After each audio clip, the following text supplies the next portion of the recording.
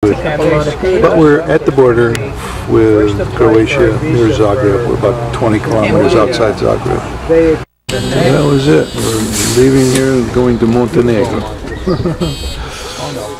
For 1,000 years. And how come that Slovenians don't speak German?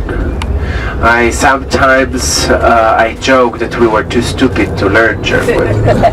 That's not true. It's because we Slovenians we live in valleys, and in these valleys people preserve themselves. And in 19th century we got this opportunity to use Slovenian language, and also Protestants printed first books in Slovenian language. This is why we culturally survived and later unified with others.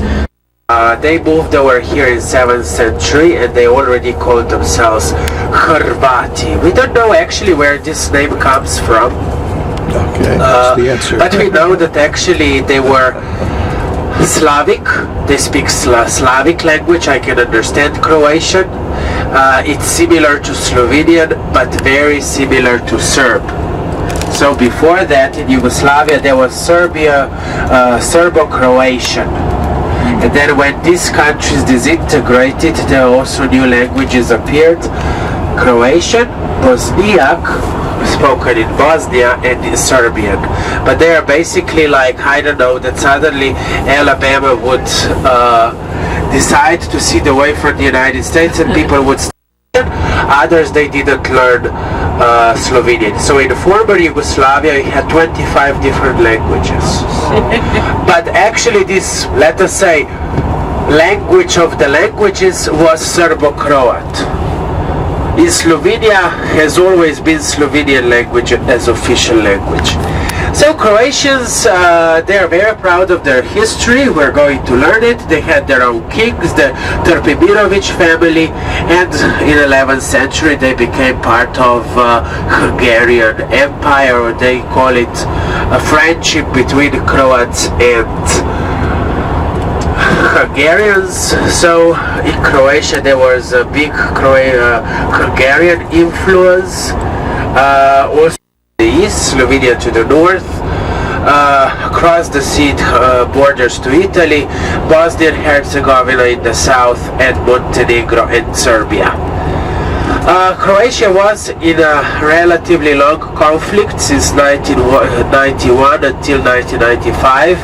There was a lot of fighting going on in Croatia, a lot of refugees, economy was devastated, but Croatia and with its government pulled it out of these troublesome circumstances, and nowadays Croatia is a member of North Atlantic Alliance, NATO, and it is negotiating to become a member of the EU. They are not a member of the EU yet. Croatians normally they don't support the European Union much for several reasons. First of all, government. So I'm sure that you will like Croatia.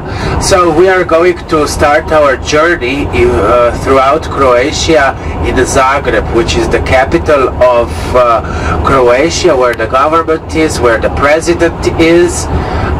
It is definitely one of most cosmopolitan places in Western Balkans. Definitely could be compared easily to Paris in a sense of culture. Zagreb. I lived in Buenos Aires for a while, and I lived close to that cemetery. I liked that area, but you have to visit the cemetery in Zagreb as well, especially because of one reason, because that cemetery is multicultural. There are a lot of Jewish tombs, Serb tombs, and Catholic tombs that are buried together. So those trays down there. Yes. This is our hotel. We're in the Astoria, Best Western, right down the street from the railroad station.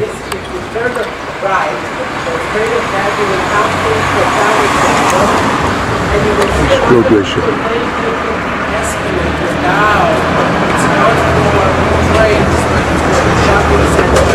Grocery store where you have also exchange. You want to stay here? You like the town? Nice town. Look at the, there's the cathedral right at the end of the street. 2 spires. I'm trying to think of the one in France. Can't. This building is under construction. See the scaffolding, and they painted what the building would look like, or would used to look like, or will look like on the panels on the outside. That's actually cloth.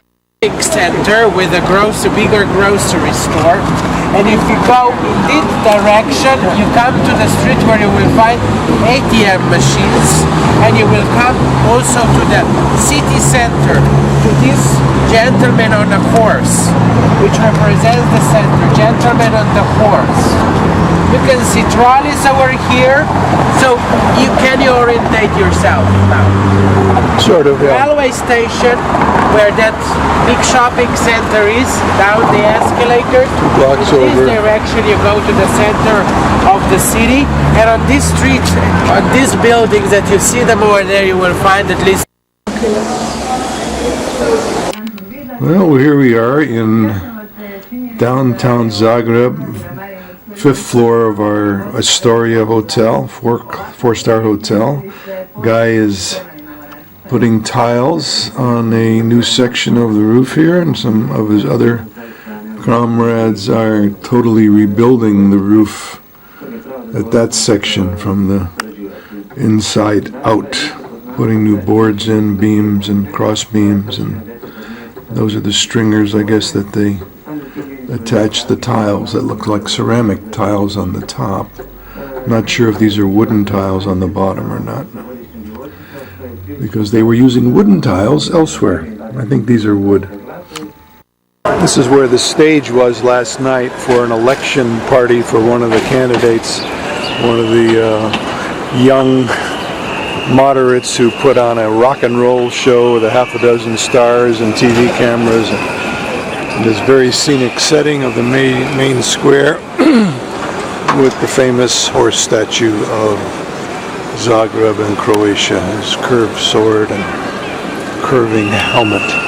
It took us about 15 minutes to walk there. It's May 15th, 61 degrees Fahrenheit, and it's 9:32.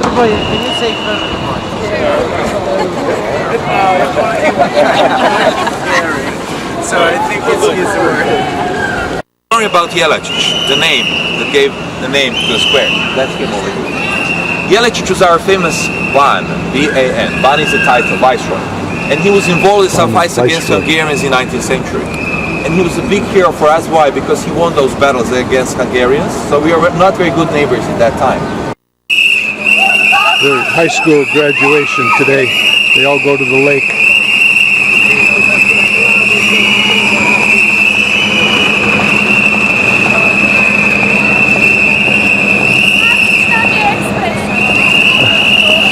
They're not drinking Coca-Cola. There's a funicular straight ahead. We probably are going to take a ride up the hill, see what's happening in this upper town. We are now going to take you to the old historical part of town.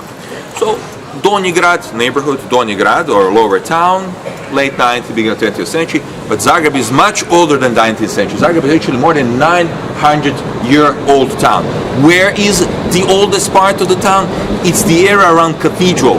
We are going to finish our tour at the Cathedral. We are going to enter the Cathedral, and there we are going to be finished. And you will see the Cathedral is actually just for the fort. So we're at the upper town now. This is the they have now 2 or 3 view looking to the south, southwest towards Slovenia that way. It's a very foggy day, but now we have 2 nice high schools also here, so don't get surprised if you're going to hear a lot of noise in this neighborhood. This is lower town in front of us. This is Gradec or upper town. So 150 years ago, standing here, what could you see? Not too much. Cornfields, the villages, because of this industry. In the upper town, and I think we're going to that church with that as the emblem of the country. Born in Croatia, he emigrated to the United States in his late 20s. He started to work for Thomas Alva Edison. Everybody knows about Edison. but they didn't like each other. They had different vision, yes, and especially they didn't agree in one topic. DC or AC, direct current or alternating current.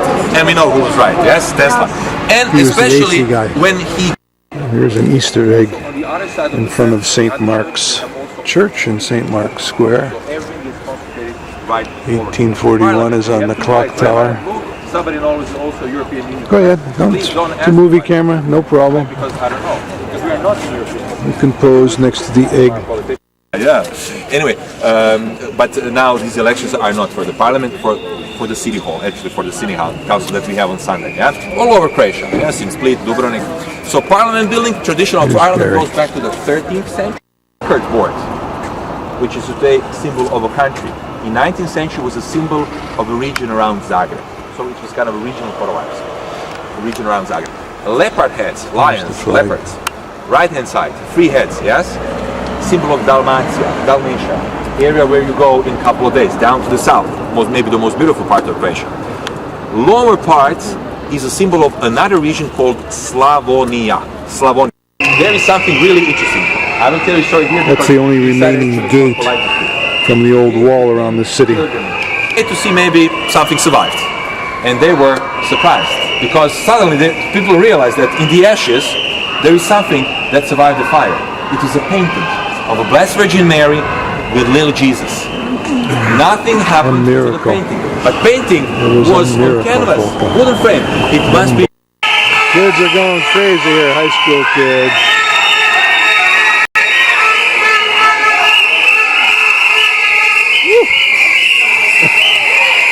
Cute.